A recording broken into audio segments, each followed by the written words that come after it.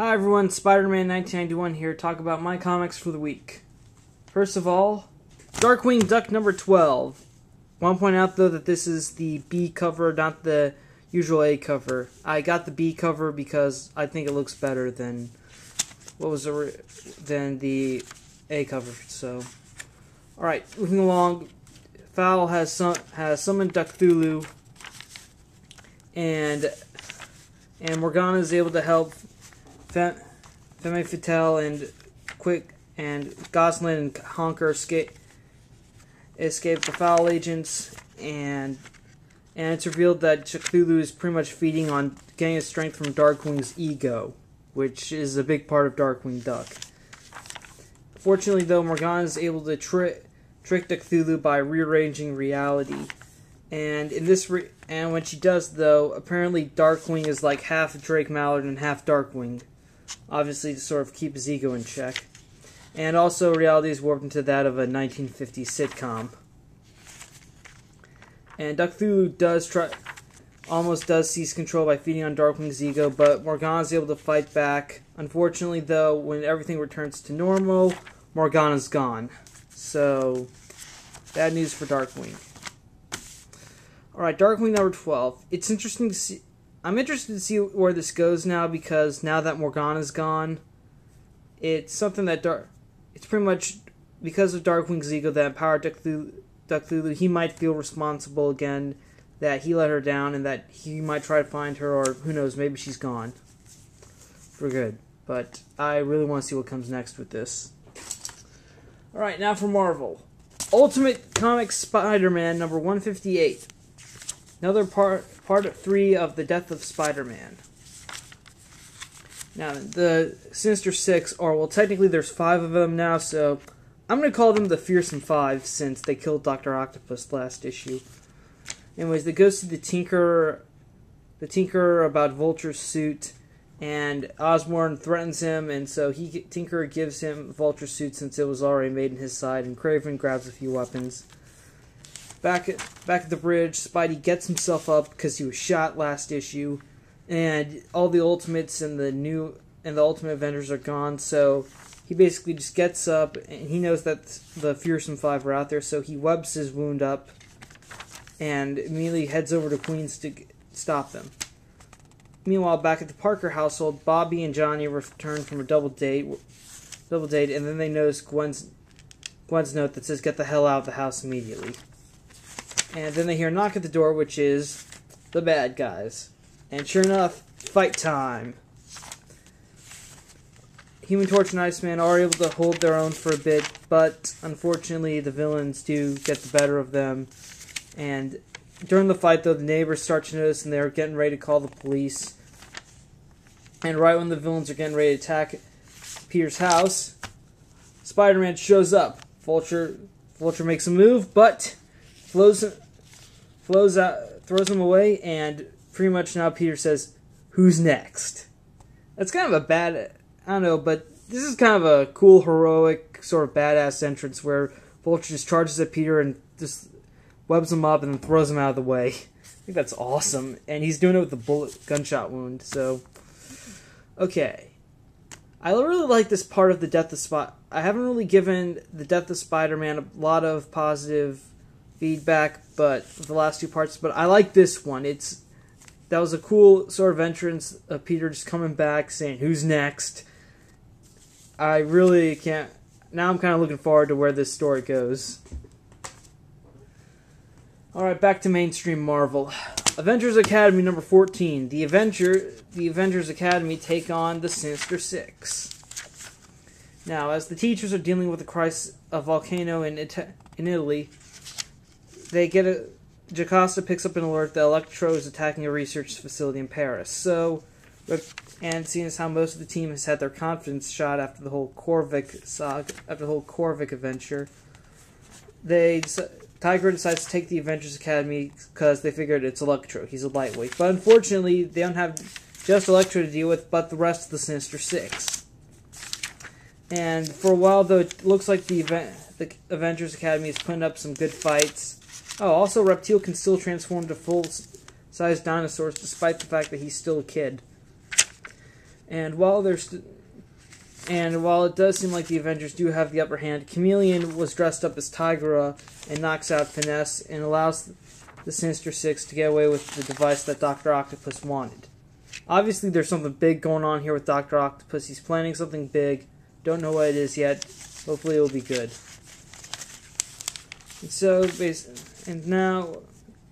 And now also there were bombs placed in the building. The facility is destroyed, and Hank Pym gets chewed out by the French police because he allowed children to attempt to take care of this.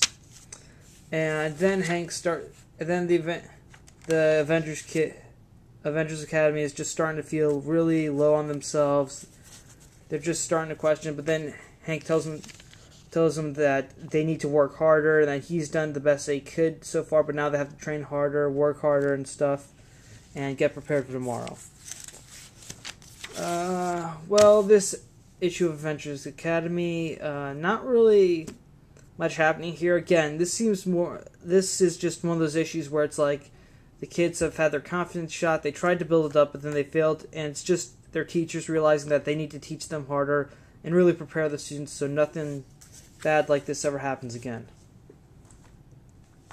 And now for Amazing Spider-Man, a team-up with the Avengers Academy. Also, I want to point out that this issue was written by Christos Gage and not Dan Slott. So right now, Dan's taking a little break from Amazing Spider-Man. Not at the present moment, but just for the issues that are out. This issue and the one after it are going to be written by Christos Gage, but after that, it'll just be all Slott again. So the Future Foundation goes off to deal with the giant gorilla, and Reed discovers that it's from the Microverse. Giant Man shows up, lends him a hand, and he talks. First, Giant Man asks Ben if he would like to come and be a substitute at Avengers Academy because all the teachers were going to be busy, so he asks Ben, but Ben says he doesn't think he's appropriate, but then Spider-Man speaks up saying he's on both Avengers teams and the Fantastic Four and the Future Foundation, and he has a teaching certificate. So Hank says, alright, and plus Spider-Man was the original teen superhero, so Hank lets him be the sub. He does talk, and Peter does briefly talk to Carly about going back to teaching, but he's nervous because he hasn't done it in a while, and he loved teaching, but he had to quit because, he revealed his identity during the Civil War, and that led him to quit, but once his identity was erased, it just said they quit, so most schools would see him as unreliable.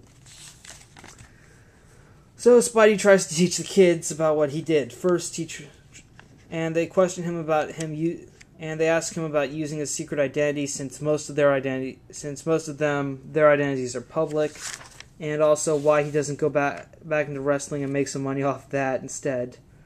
And realizing that he's pretty much driven himself into a corner, Spider-Man says he wants to go on patrol, so he takes the kids out to fight some crime. And while the Avengers Academy, the Avengers kids and Spidey take care of a couple of muggers, Spidey starts to it's revealed that the incident was set up by Psycho Man. For those of you who don't know, Psycho Man is a Fantastic Four foe. He's from the Microverse, and he has the ability to control people's emotions. And now Psycho Man is pretty much controlling the kids and Spider-Man, getting them to be afraid, making them realize their greatest fears, causing them to hate one another. But then Spider-Man is able to take control of himself after remembering that he wouldn't want to let his Uncle Ben down, which would be the worst thing to him. So he destroys Psycho Man's controller, but unfortunately, Psycho Man reveals that he's augmented his powers, and now he doesn't need his control box. And now the Avengers Academy cadets all hate Spider-Man. Psycho Man. Okay. I will say that this issue was not bad. It's pretty I think it's interesting to see Spider-Man, who's the original teen superhero, teach the kids who are all having problems with their powers, who's all been tortured by Norman Osborn.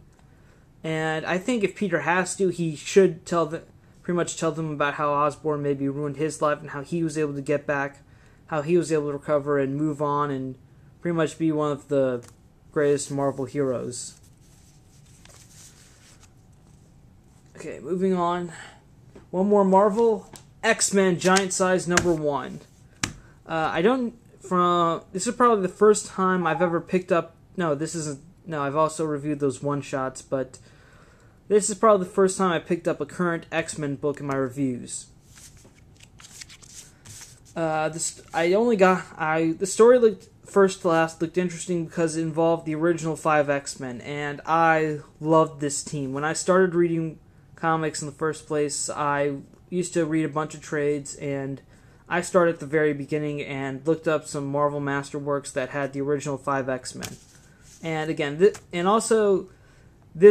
is a nice little cover homage to X-Men Giant Size, the original X-Men Giant Size #1, which that's one of my favorite covers of all time. So we cut to a scene 2 million years ago where the first 2 Homo sapiens are born. And we keep hearing about a narration from someone saying that they are here to protect the next species of evolution. Cut to present day, Scott is dreaming about Jean, and then Emma wakes him up and tells him that Utopia is being attacked by a race called the Neo, who are basically superpowered advanced mutants, but they're pretty much stronger, faster, more powerful mutants, but they stayed hidden for centuries. And unlike the regular mutants, though, they've pretty much lost most of their race, and that there have been no other Neo births, unlike the mutants who've had hope, and now the other 5 lights. So now the Neo are pretty much after the mutants to try to prove their superiority. But during the fight, though, Cyclops again has another flashback to his days with the original 5 X-Men. And even though Iceman and Angel are present during the fight, Cyclops is the only one getting these memories. Cyclops is dealing with the X-Men are dealing with the Brotherhood, but then a Sentinel attacks. And after the X-Men take care of the Sentinel, Professor Xavier calls them back to the school, and he talks to them about hating mutant kind and all that. But then all of a sudden, these new sort of robot things appear, and they're called the Evolutionaries, and they're here to ensure mutant kind's survival.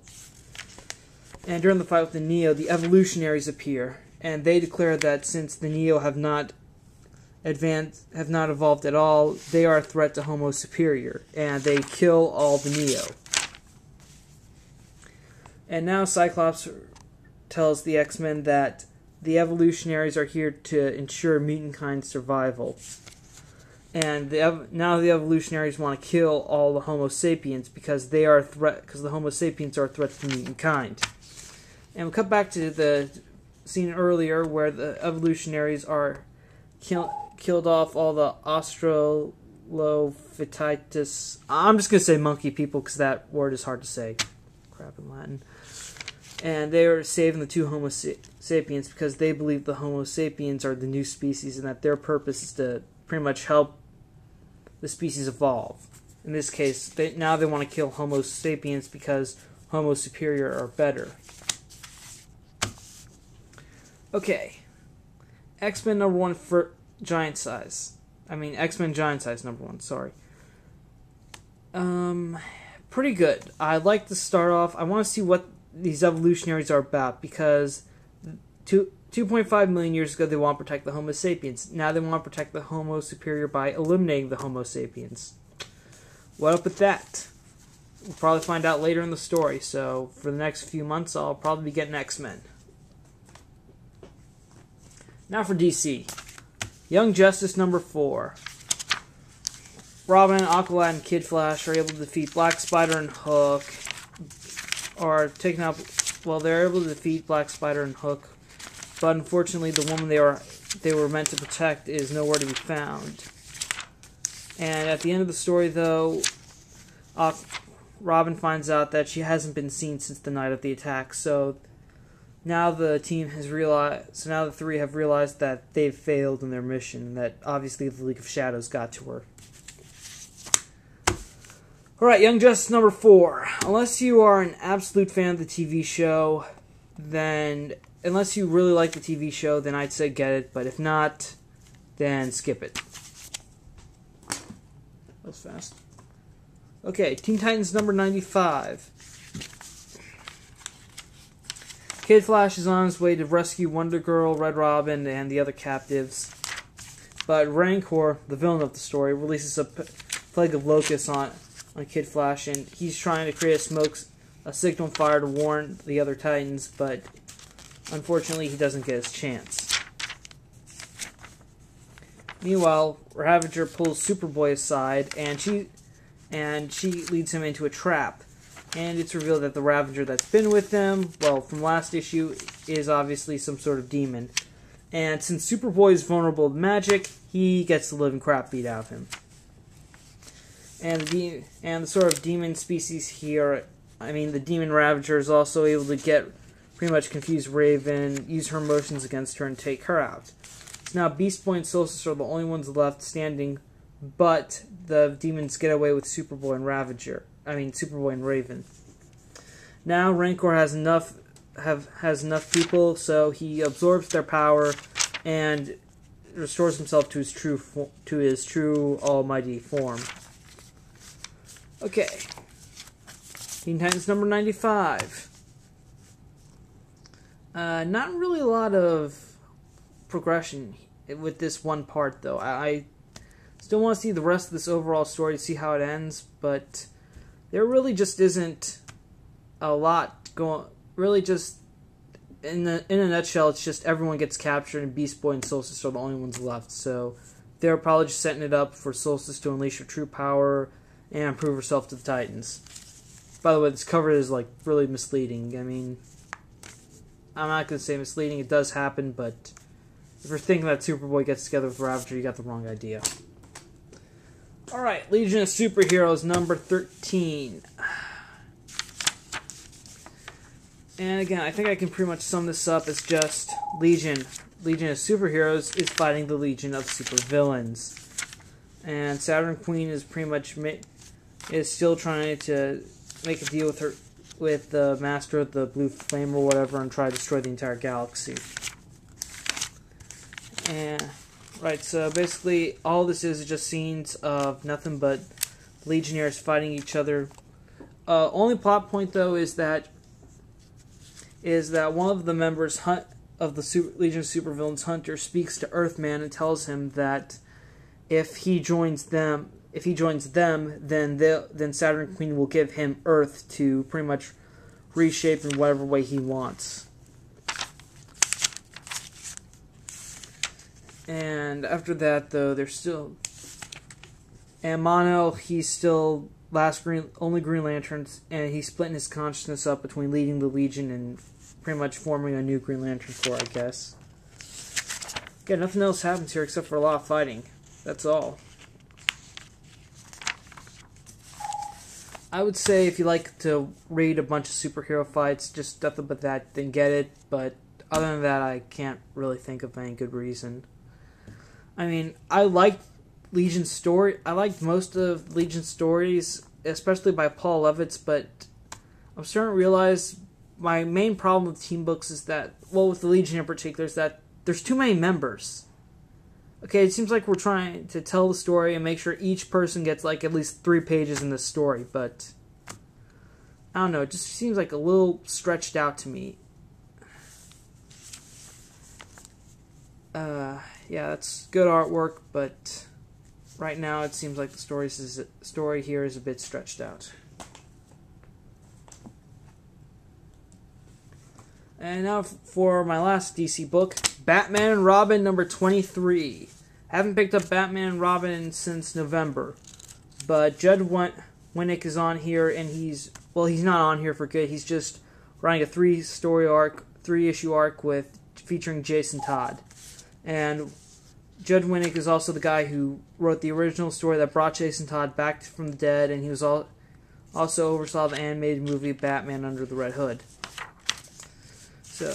And he writes a good Jason Todd, and I'm looking forward to this story. So Bruce goes to see Jason, and Jason tells him that he wants out of Arkham because he's not insane, and that he should be put in a real prison, not in basically the house of nut jobs that Bruce has fought over the years. and Jason does get sent to a conventional prison, but Batman warns Dick Grayson and Damian that to keep an eye on Jason because he might be up to something. And while he's in prison, Jason pretty much kills almost every single person there. That's what he does. And at which point, though, the warden realizes that he's too dangerous to be put in a conventional prison, so they decide to send Jason back to Arkham. Oh wait, also I should point out though that they don't know that the prisoner is Jason Todd. They just know him as Red Hood. That's it. There's no evidence that that Red Hood is Jason Todd for the Gotham PD or whatever. And so they send Jason back to Arkham, but during the transfer, though, they get attacked, and these weird anamorphic animals decide to break Jason Todd out of prison. Okay, Batman and Robin number 23. Great setup for this arc of the return of Red Hood, and also sort of lets you see into what kind of person Jason Todd is, who believes that all criminals should die. That basically sums up Jason for you. I'm looking forward to the rest of this. Judd Winick writes good Jason Todd stories, so hopefully this will be really good. Although my one beef with this is that I wish it was Bruce instead of Dick in the story. Okay, that is my one problem. I wish it was Bruce instead of Dick. Just for this one story, if Batman and Robin, it could be Bruce instead. Alright, now to re-summarize the week. Batman Robin number 23. If you're a fan of Red Hood or Judd Winick, then I'd recommend picking this up for this issue and the next two just to read the story. And Legion of Superheroes number 13. Get it for maybe just the art alone, but right now I think the story is just a little bit spread out and too thin right now. Teen Titans number 95. If you have been getting the story, then get it, but if you're just now entering Teen Titans after a while, then I'd say wait till next month, because nothing happens here except everyone gets captured except for Beast Boy and Solstice. Young Justice, get it if you're a fan of the TV series. Other than that, not much. X-Men number 1, First Class. If you're a fan of the original 5 X-Men and you missed that team, then pick this up. And the Evolutionaries are a little intriguing because they want to protect the mutants by killing all the Homo sapiens, but they also said, 2 million years ago they wanted to protect the Homo sapiens. They look like an interesting lot. Amazing Spider-Man 661. If you liked Avengers Academy, then pick this up. If you liked Avengers Academy or Spider-Man, or both, pick it up. It should be interesting. And Avengers Academy number 14. I would say pick it up if you've been following it, but you can just skip it if you want. It's just, really, they try to get their confidence back, but they fail. Oh, and if anyone asks, though, there's no particular order you have to read these in. You can read Avengers Academy first, then Amazing Spider-Man, or Amazing Spider-Man, then Avengers Academy. Either way is fine. Ultimate Spider-Man 158. The death of Spider-Man is starting to sort of look very positive in my mind. Okay, that came out wrong. The story, this has a great hook ending that really makes me want to read the rest of the story. There we go. That sounds way better. And Darkwing Duck number 12. Needless to say, though, they fight an interdimensional demon and they lose someone precious. How's Darkwing going to cope with this? Who knows? And, okay, before I forget, a comic of the week, I would have to say, goes to... I'm going to go with Batman Robin number 23. This is making me look forward to a story arc in a book that I haven't picked up in a while, and I hope it goes well. Okay, and X-Men Giant. For Marvel, I would have to say X-Men Giant Size is probably my comic of the week from Marvel, because because that's all I have to say. Because I like the cover, artwork looks good, and I'm really interested. And the sort of villains of the story look very intriguing. Though if I had to choose between the two, I'd go with Batman and Robin just because it's a lower price. Okay? And that is all I have to say for this week. Spider-Man 1991 saying see you later.